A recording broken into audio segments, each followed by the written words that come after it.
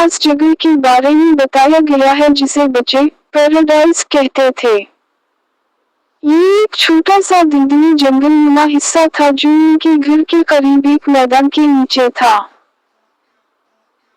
अगरचे ये ज्यादा बड़ा नहीं था, लेकिन बच्चों को ये बहुत वसी लगता था क्योंकि दरख्त और झाड़ियां इतने करीब करीब थी कि उसका आखिर नजर नहीं आता था। सर्दियों में जमीन गीली और कीचड़ वाली होती थी, इसलिए वहां कोई नहीं जाता था सिवाय गायों के, जिन्हें गीली जमीन से कोई फर्क नहीं पड़ता था।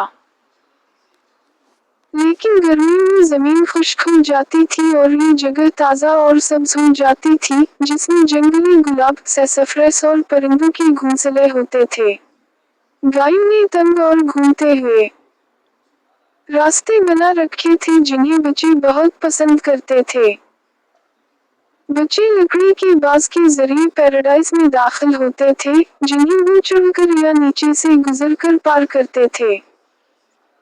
अंदर पहुंचकर वो खुशी से दौड़ते थे और सोचते थे कि परियों ने उनकी गैर मौजूदगी में क्या किया होगा। वहाँ मुख्तलिफ रास्ते थे जैसे pilgrims path, hill of difficulty, path of peace और सैसफ्रेस पाथ, लेकिन आमतौर पर फैसले केटी करती थी और वो पहले पिलग्रिम्स पाथ को मुंतखब करते थे। जब वो वहाँ घूम रहे थे तो वो एक ऊंचे तने के पास पहुंचे जिस पर एक जंगली गुलाब की झाड़ी थी, जिसे वो रोजरी कहते थे। ये उनके लिए बहुत दिलचस्प था। केटी ने एक ख्याली कहानी सुनाई कि एक क्रिसमस की रात इस गुलाब की झाड़ी की परी बीमार थी और एक काला बैल उसे नुकसान पहुंचाने आया, लेकिन सेंटा क्लॉज ने आकर उसे बचा लिया और परी को नसीहत की कि वो रोजी पोजी का ज्यादा ख्याल रखे। डोरी हैरान हुआ और पूछा कि क्या वाकई परी होती हैं, तो केटी ने मजाक में कहा कि वो खुद एक परी है। इस पर डोरी ने हंसते हुए उसे ज़राफ़ा कह दिया। इसके बाद वो पाथ ऑफ पीस पर गए जो अंधेरा और ठंडा था और वहाँ ऊंची झाड़ियाँ और सायादार दरख्त थे।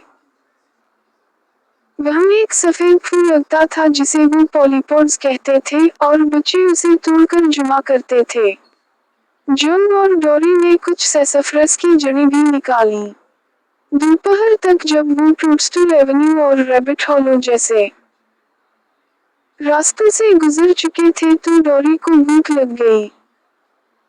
बच्चों ने जल्दी से एक छोटा सा बाव बनाया जो सिर्फ उनके बैठने, टोकरियों और एक बिल्ली के लिए काफी था। अंदर केटी ने टोकरियों खोले जिनमें आंटी जी ने खाना रखा था। जिंजर केक्स, बटर्ड बिस्कुट्स के साथ cold lamb, hard boiled eggs, bread and butter with corned beef और मोलेसेस पाइज।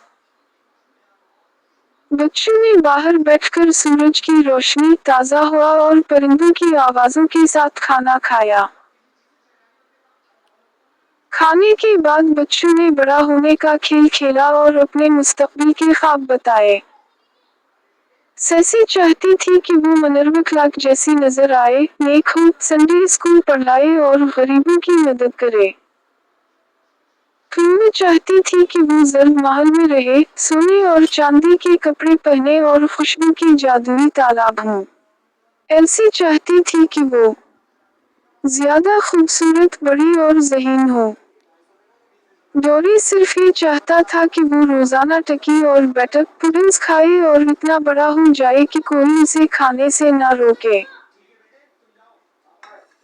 केटी ऊपर बैठकर सोचती थी कि उसका एक बड़ा घर, खूबसूरत बाग और ऐसे मशीनें हों जो काम आसान करें, लेकिन वो ये भी चाहती थी कि वो कोई बड़ा काम करे,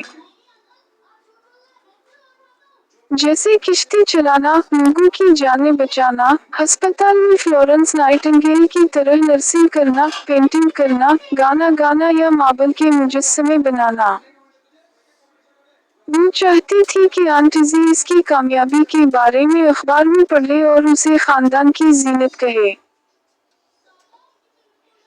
आखिर में केटी ने बच्चों को डोरी का जरीदा दिखाया जो इसने कुछ वक्त के लिए रखा था लेकिन फिर छोड़ दिया था। इसमें इसके सादा और मज़ाहिया नोटिस थे, जैसे खाने, मिल जाने और कम खाने के इरादे। जैसे जैसे शाम हुई मेरी ने बच्चों को चाय के लिए अंदर बुलाया। बच्चे उदास थे कि उनका खूबसूरत दिन खत्म हो गया, लेकिन इन्हें खुशी थी कि पैराडाइज हमेशा मौजूद है और जब भी मौका मिले वो वहां वापस जा सकते हैं, क्योंकि ये उनकी अपनी छोटी जन्नत थी।